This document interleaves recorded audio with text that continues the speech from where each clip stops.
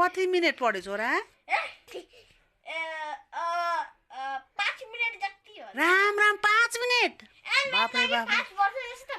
4 minute पढ्थ्यो मेरो छोराले 4 मिनेट पढ्थ्यो त आज त 5 मिनेट पो पुराएछ त बाबा रे हो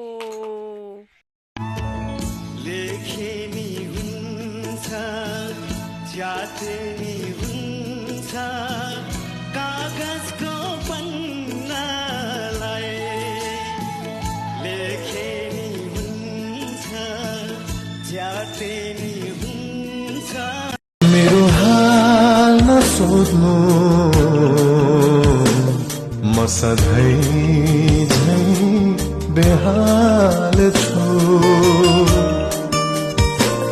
मेरो खबर न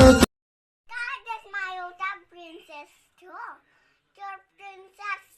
र राजा त्यस्ता खेल्दै थियो हजुर अनि सानो भएर खेल्दै थियो अनि त्यसपछि ठुलो भयो अनि बुढो भयो भएन बुढो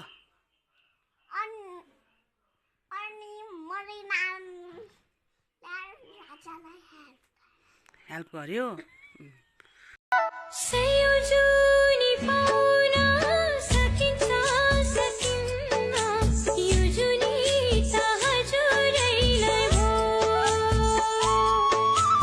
एकै जुनी बाँचु